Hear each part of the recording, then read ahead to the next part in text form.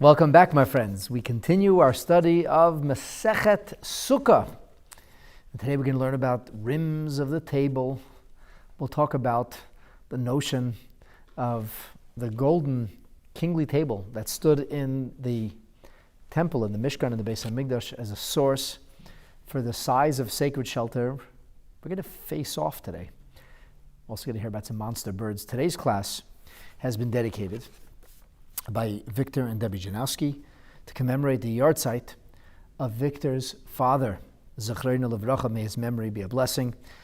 He was known as Sumer Janowski. Itamar Yaakov ben Eliyahu, Tehei Nishmasai Tzrura B'Tzar Achayim.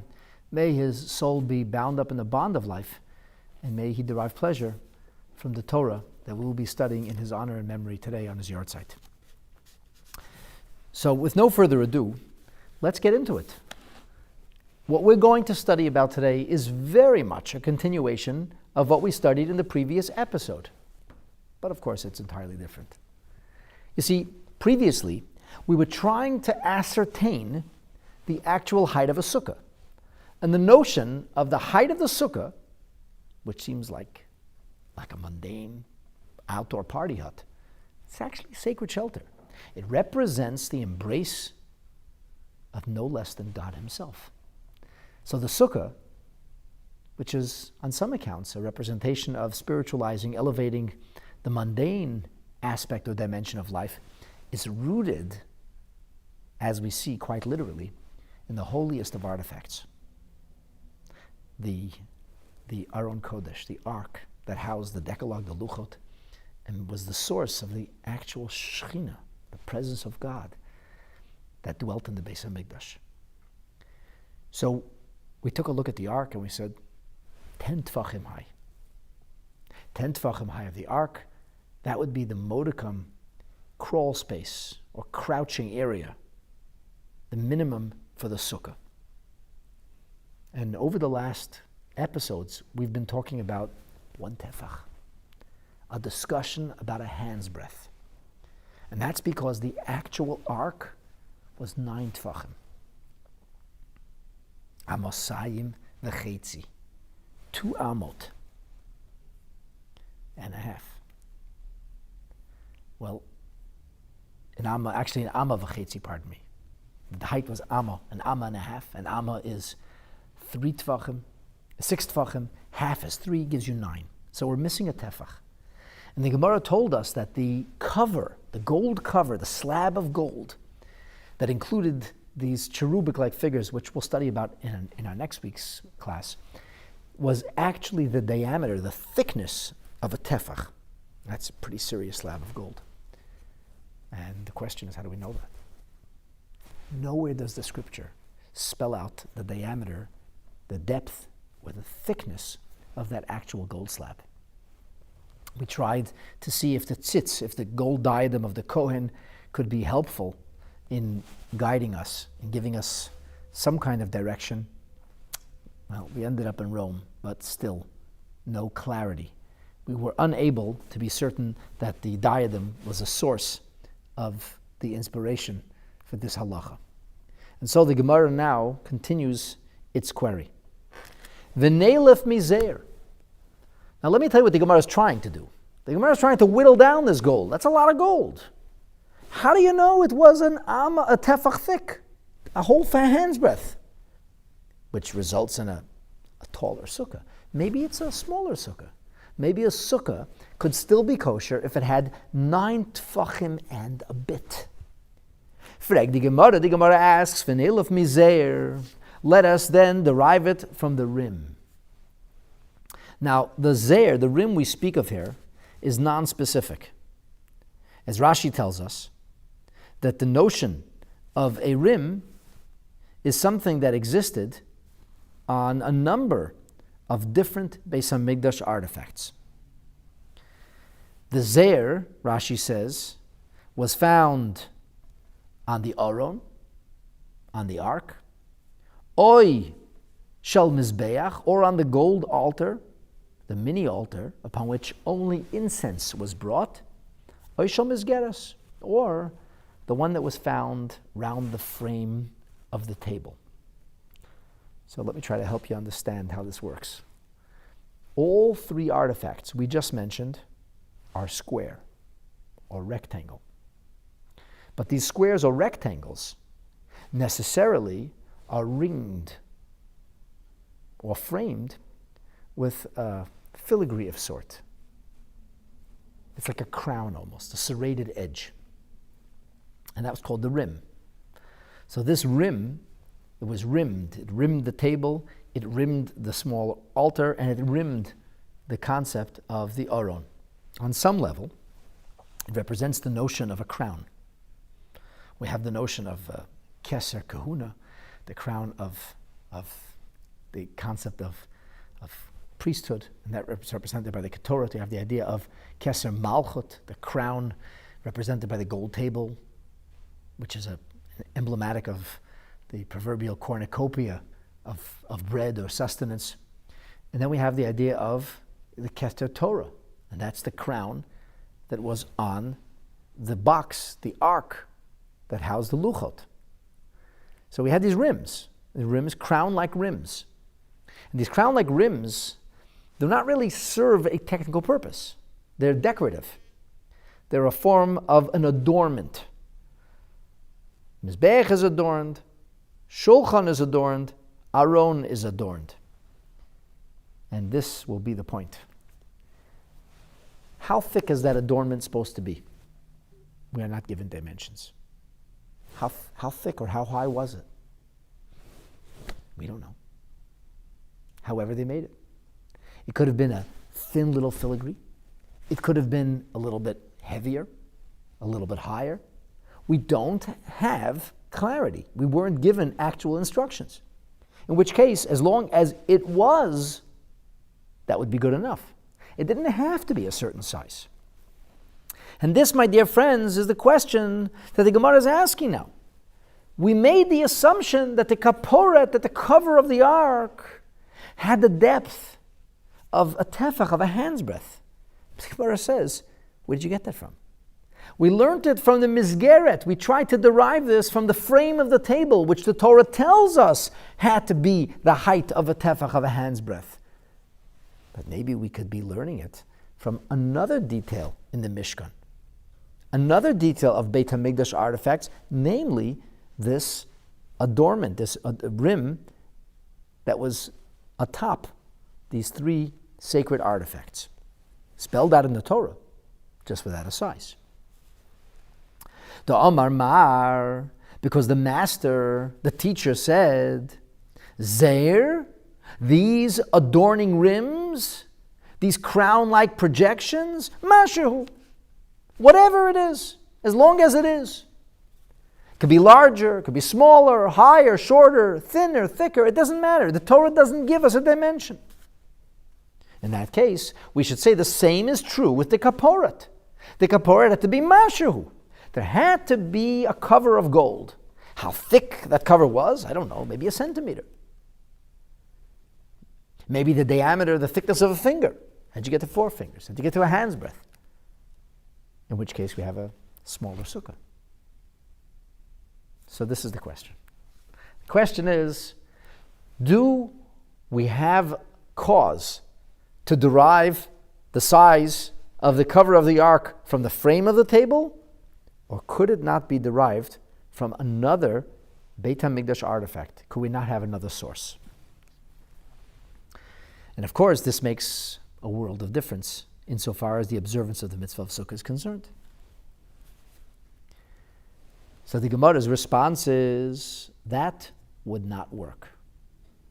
Donin kli mikli, we can judge. Now the word judge is used a little bit loosely over here. We can extrapolate the rule. We can derive a rule when it comes to one artifact, one keli, one instrument, to another artifact, to another instrument. That is to say, if the Torah gives us specific dimensions about a particular artifact or vessel, and then the Torah comes along and gives us instructions about fashioning another vessel or another instrument, but doesn't give us the specifics, doesn't tell us about the size or diameter. So then we can say, well, since the Torah gave us the size in one area, with regard to one artifact, I would understand it with regard to the others too. Incidentally, this is not that impossible or difficult to understand.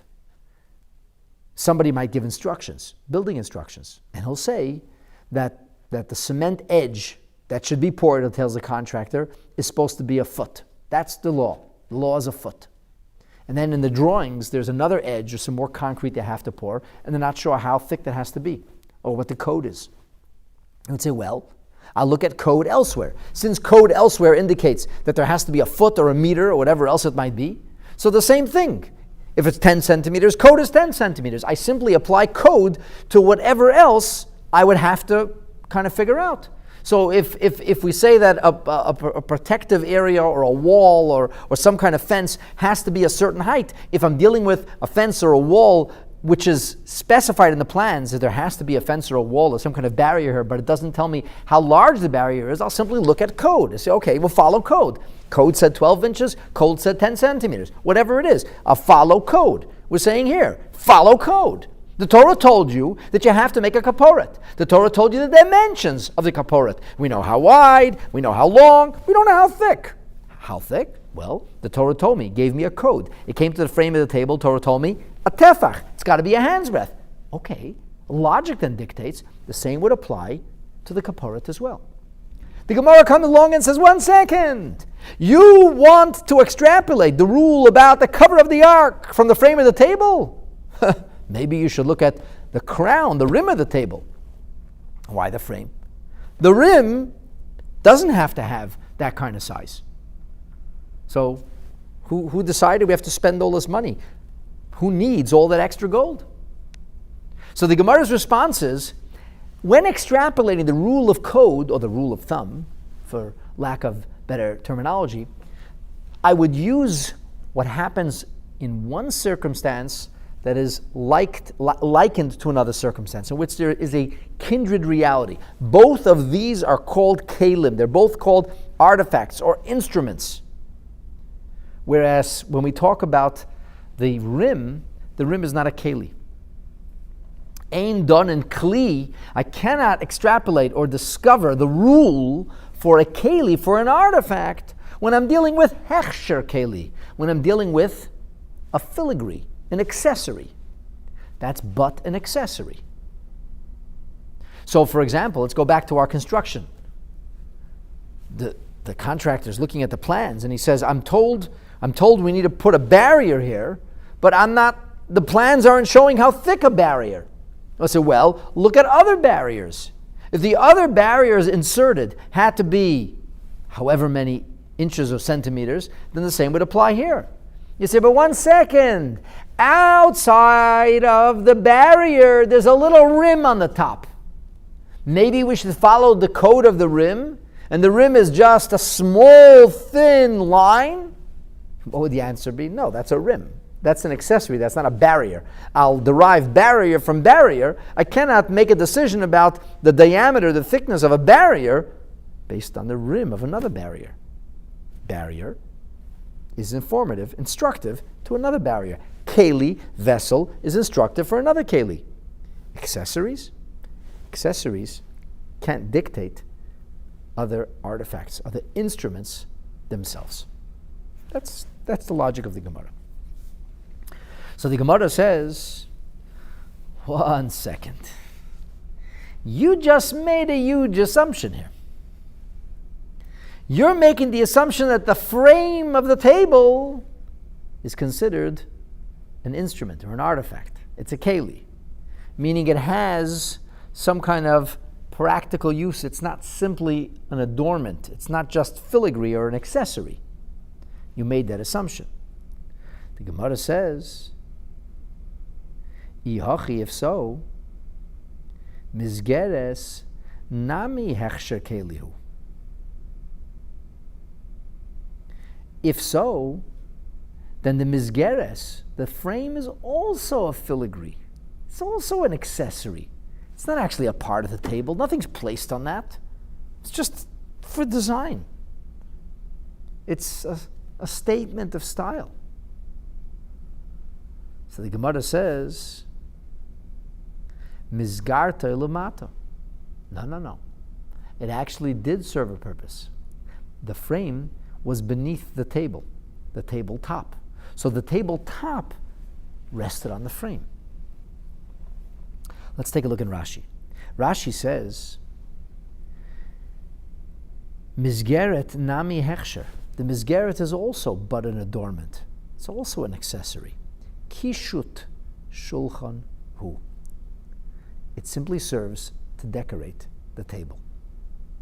So the Gemara's response is, Lamata hoisa. It was beneath, or frame, it framed underneath the tabletop, which means miregel leregel. That frame, my friend, held the table together. The legs of the table extended from that frame. So, and hoisen asuna beroisham. That frame was at the top of the legs of that table. V'daf hashulchan, and the tabletop munach alav. Well, it may have been beautiful, it may have been filigree or adornment oriented, but it wasn't a filigree. It wasn't an adornment. It was actually useful. Simple example. You know, sometimes you have buttons that have no use. So why are the buttons there? I'll tell you, style. Style. Like most of the buttons here, they don't serve a purpose. It's supposed to make your jacket look nicer. Well, apparently, once upon a time, these buttons used to actually work. And some people will have custom suits, or sometimes you have a really nice suit which is made with buttons that work. I don't know what that does for you, but apparently there was a surgeon who would perform surgery, but he would wear his suit. And he needed to roll his sleeves up, so he had his sleeves designed with buttons so that he could undo the buttons, roll his sleeve up, do surgery without getting dirty, and then roll the sleeve down. I don't know if that's true. That's what I once heard. Now, assuming that is true, it makes sense, because now we know why there are buttons here, and I've actually seen custom-made suits where the buttons open and close. I don't know who opens and closes them, but in theory they open and close. Here's the point. If these buttons would be decorative buttons, any kind of decorative, gold buttons, decorative buttons, and they'd be here in this decorative fashion, so what would they represent? Like in my, not number one uniform, but my formal uniform, my business attire police uniform, there are little police buttons here. So the police buttons here serve no purpose whatsoever. Their purpose is only filigree, adornment. It's just added on for style. But the buttons of the jacket, they're also decorative buttons. But those buttons actually work. So if you came along and said, these buttons, they're not buttons, they're just an adornment. In Hebrew, a tachshit. The answer would be, yeah, that's about right. And how about these buttons? Well, those buttons are also a tachshit. I said, well, not really. They're not adornment. Those buttons work. I like to button my jacket. So if you want to button your jacket, you need buttons that work. So you come along and say, the mizgeret, the frame of the table, had a beautiful design attached to it. It was made in a particular stylistic fashion. That's nice. It still doesn't mean it was an adornment. It was made in adornment-like fashion, but it was functional. This is the issue, functional. And the answer is yes, it was functional. The rim was non-functional. The rim was symbolic, as I said, of royalty, the crown of something, an institution, be it priesthood, be it monarchy, be it Torah. The rim did not have a functional purpose, but the mizgeret, the frame of the table, does have a functional purpose. And therefore, it makes sense for us to say the Kaporet, which is the cover of the ark, that's also a beautiful thing with beautiful cherubs, but it had a functional purpose. It covered the ark. We have a dispute between Maimonides and Nachmanides, whether it's considered to be a vessel, an instrument, artifact in and of itself, or whether it's actually considered to be the lid of the pot, so to speak, or the cover of the box of the Aron. Okay, as they say in Hebrew, beseder, that's fine. But the bottom line is, it's functional. So it makes sense for us to be able to derive dimensions from one functioning item to another functioning item. It makes no sense for us to be able to derive dimensions from a non-functioning item. A non-functioning item doesn't need any kind of depth because it doesn't have to function. It's just filigree. It's just design. It's just adornment. All it's got to do is adorn. But if something is functional, it needs a certain depth. It needs a certain diameter. It's functional. So this is what the Gemara says. The Gemara says, you cannot tell me that the Mizgeret, although it was an adornment for the Shulchan, didn't have to be functional and was only there as an adornment and therefore couldn't become the source of inspiration for the rule about the Kaporet, the cover. No, my friend. It was functional. It held the table legs together. The table was placed. The tabletop was sitting or resting on it. So the Gemara says, very well. Beautifully put. Elegant indeed. However, little problem with your line of reasoning here. This is good if we follow the opinion. There's a dispute in Masechet Menachet on page 96, whether or not the Mizgeret was functional or not. Because if the Mizgeret was beneath the tabletop, it functioned. It held the legs together. It served a function to keep the table up. However, according to the other opinion, which is Rabbi Yossi, who holds that the Mizgeres was actually elevated, not beneath the table.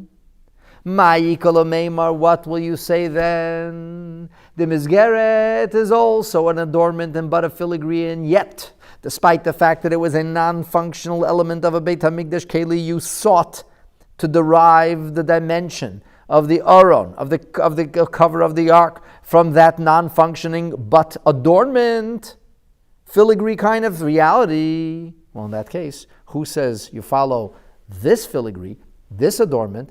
Why don't you follow the rim? And the rim has a much smaller space. In fact, no particular space attached to it whatsoever.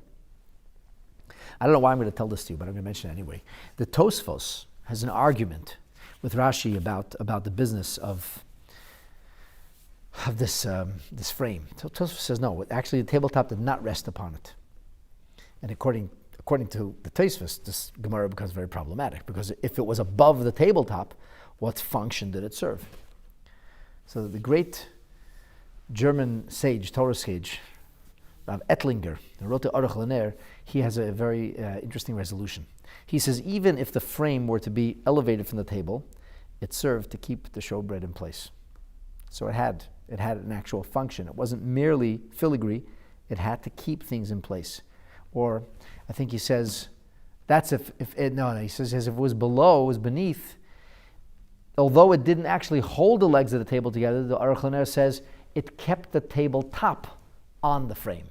So the Tosfos believes that there was a frame. The table, the legs were framed with a non-filigree element, but he says that's what it is. Lamata means that not that the table was resting on it, but that it held it in place. Now, think of like a tabletop that kind of fits onto a table. So because it has these frames beneath, a frame that extends beneath, that's why the tabletop wouldn't slide off. That's how it actually kept it in place. At any rate, according to the first opinion, it's beneath, it's functional. According to the second opinion that was above, it was non-functional, and essentially it served merely as a decoration. And if so, if we're learning from decorative details, then we can imitate or mimic the rim. Why mimic the frame? The rim was much smaller. This is the ultimate question of the Gemara. We are what's called boxed in now. The Gemara has kind of logically deduced that the suppositions being made do not hold water, at least according to one opinion. So the Gemara says, if it was Lamaila, if according to the second opinion it was on high hechsher kliu, then it's but an accessory. And if so, if you're deriving rules from accessories, then go to the smaller. Why reach for the larger one? As the Gemara itself reasoned, tafasta meruba. When you have options, a larger or a smaller option, you go for the larger option. You stick with that. No, sorry, you go for the smaller option. Go for the smallest possible. So the Gemara comes back and says, this is the pshat. Ella. Donin davar shenitna by Torah mida, midavar shenitna by Torah mida. When we seek to ascertain the size of something that the Torah doesn't specify, we would seek something about which the Torah did specify. Because I have to create, fashion something, I don't know how it is, I'm going to look at something else that the Torah spoke about to which it did attach a space or a rule. And once I see that space in that rule, bingo, then I have it figured out. This is really the issue. This is what we're talking about. And so, in our particular instance here, when it comes to the rim, the Torah gives us no specifications whatsoever. As we learned, Mar said mashahu, something. As long as it is, as long as it's extant, in any way, shape, or form. The Torah says that we should have dimensions here. As the Rivan points out, there are dimensions. It has to be 2.5 amot wide and an amma and a half deep. There are dimensions. The dimensions that are not talked about are diameter. So if dimensions are discussed, and then there's a detail missing, I have to find somewhere else that the Torah does give me dimensions. And therefore, it makes sense, it's logical for me to come to a conclusion based on the Mizgeret, based on the frame which the Torah does give me dimensions for. It does not make sense for me to suggest that I should be extrapolating or deriving the code from something that the Torah didn't give dimensions for, when, as the Rivan says, this is an artifact for which dimensions are given. 2 out of the 3 dimensions are given. We just don't know what the height is. But we know what the length is, and we know what the width is. So 2D reality is spelled out. The 3rd dimension isn't clear. If the 3rd dimension isn't clear, we have to look at somewhere else where the Torah did give us clarity about the 3rd dimension.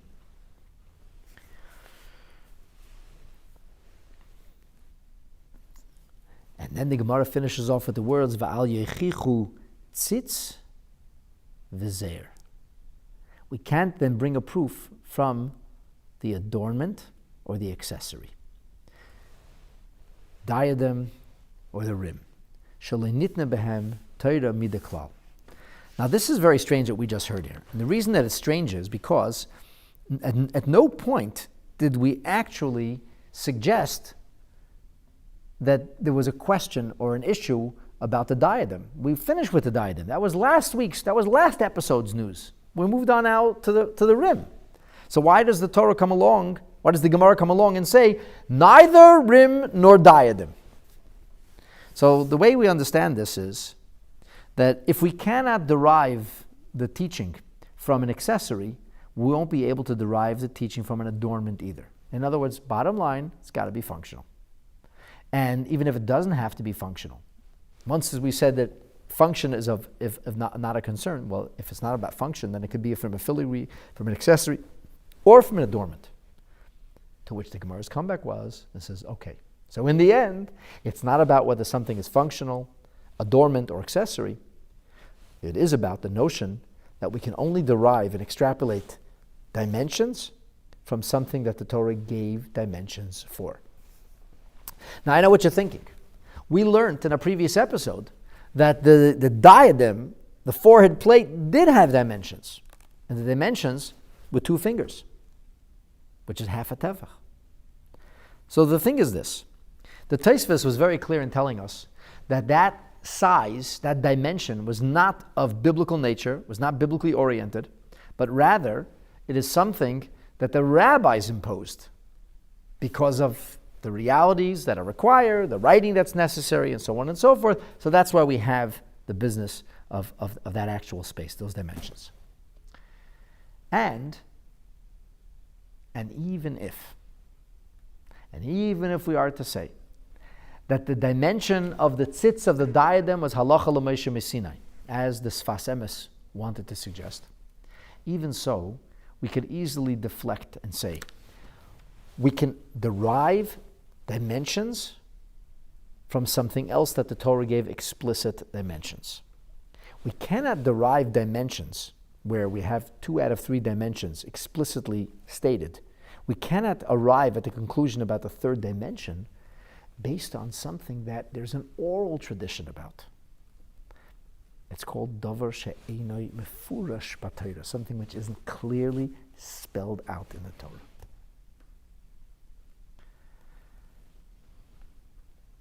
You know, if this doesn't blow you away, what will? Look how careful our sages were about documenting every tiny detail. The sukkah has to be a minimum size. We look for a minimum size, we find the ark. Now we've spent well over a page discussing literally one hand's breadth of that minimum size. Is it a full hand's breadth? Is it half a hand's breadth? Is it but a centimeter? And until we have this logic hammered out, until we have this perfectly worked out, we aren't prepared to proceed. And we still require certainty about the size of our sukkah. This is like inspirational. I've heard people say foolish things like, religion, it's a broken telephone. And to these people I say, did you ever study a page of Gemara?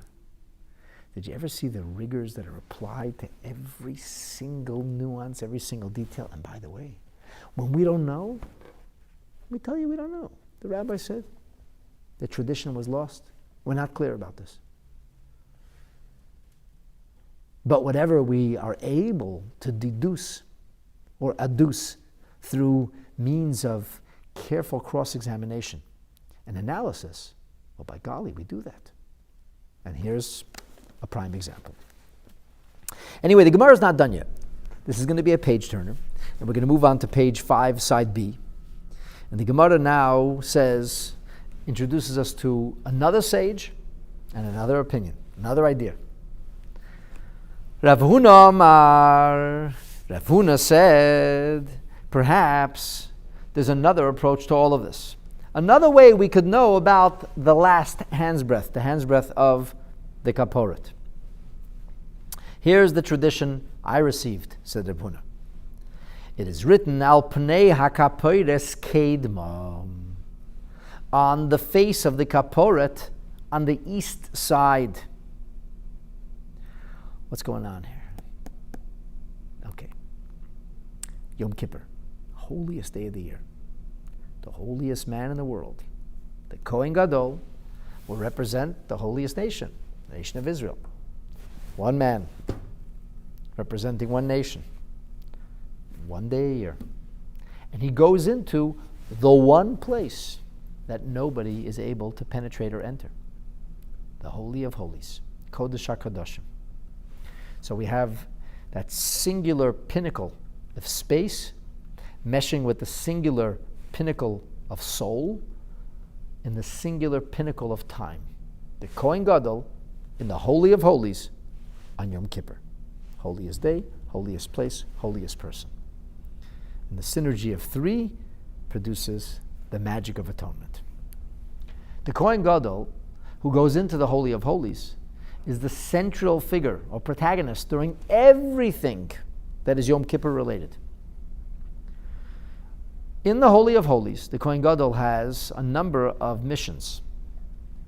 One mission is to place incense between the poles of the ark.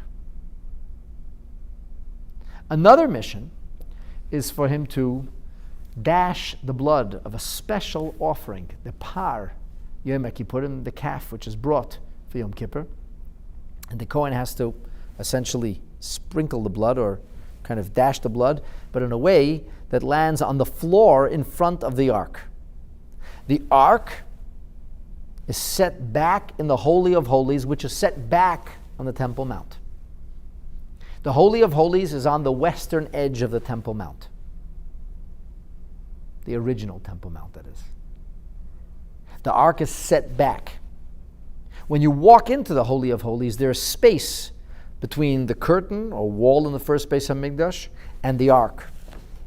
The Kohen Gadol is now standing on the east side of the ark because the ark is in the room which occupies the west end of the Beit HaMikdash.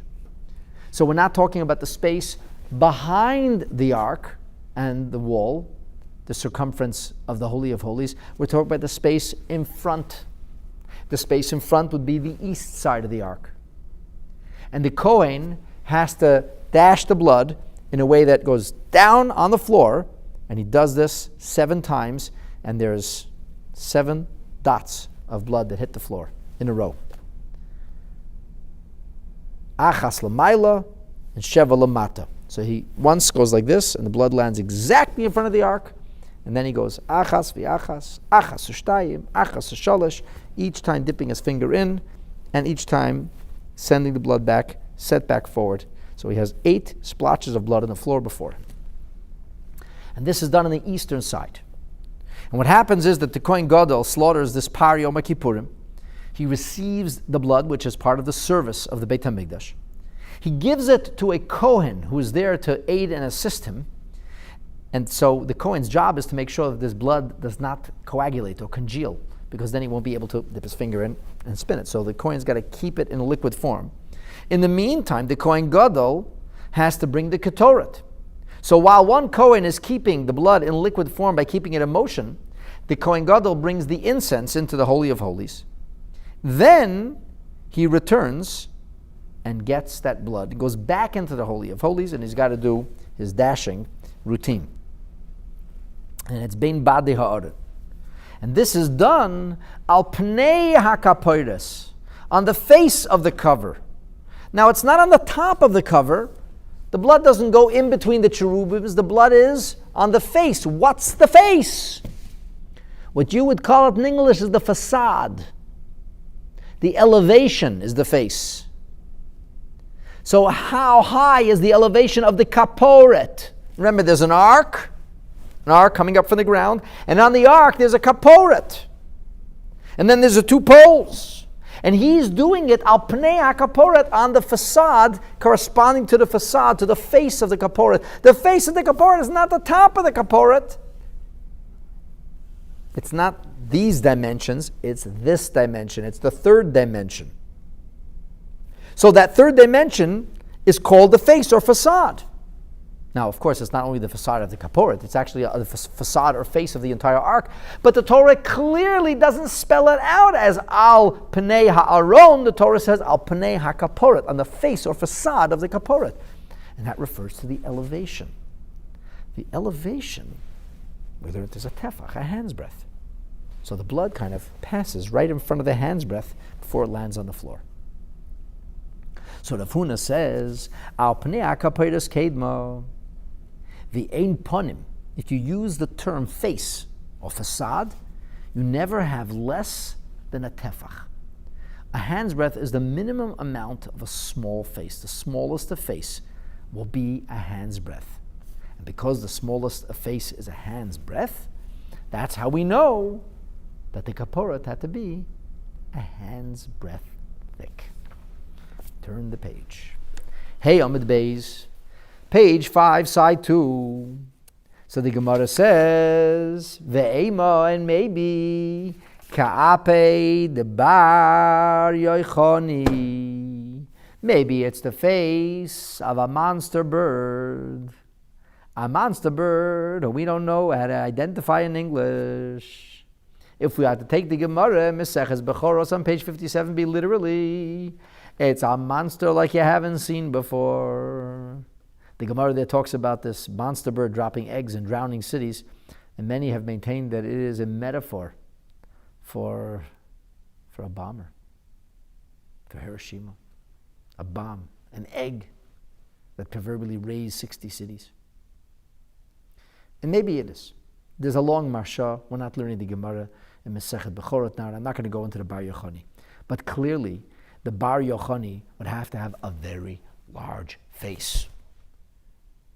In other words, Rav Huna, you are the one who just suggested that the Kaporet has to be the diameter of a tefach because it says al pnei, the facade. It's got to be a facade, and a facade can't be less than a hand's breadth. They say, well, maybe facade means an amma, 2 amot, 3 amot. Maybe you have to have an enormous block of gold. Maybe a facade.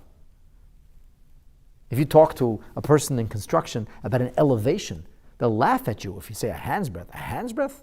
An elevation is 2 stories, 3 stories. That's an elevation. This is a facade. This is an elevation. It's just a diameter. So maybe it's the Bar Yochani.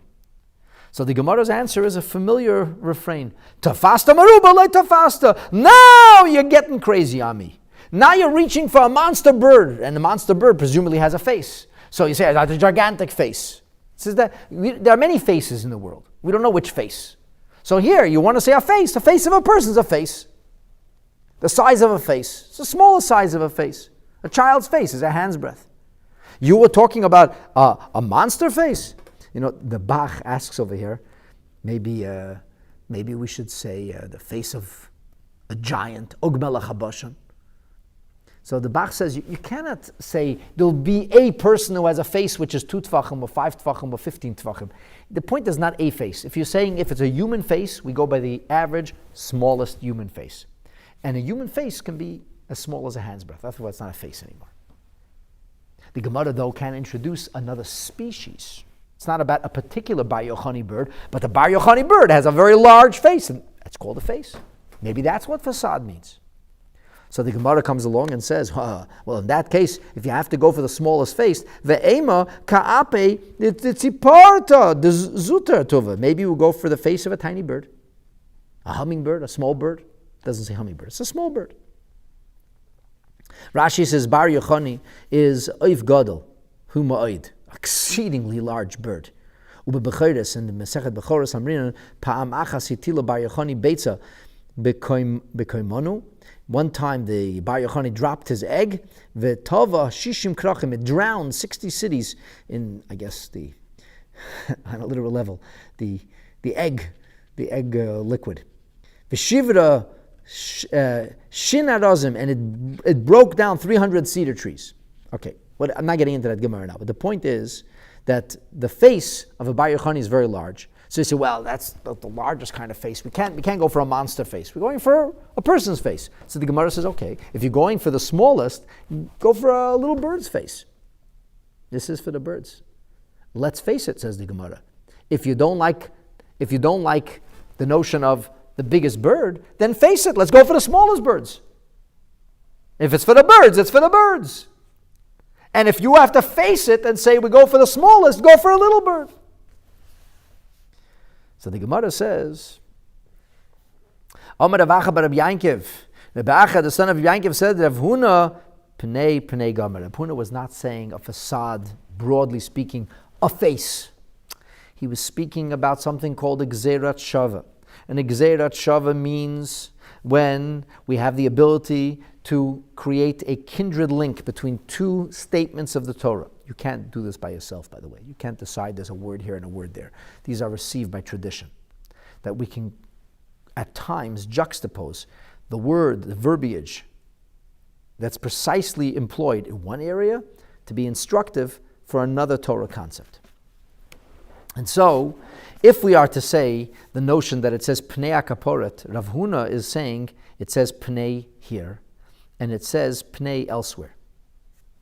Ksiv hacha, here it is written, El Pnei HaKaporet, the face of the cover of the ark, the facade. How high is that? What is the size? The Ksiv Hasam, and there is the story of Jacob receiving the blessings from his father.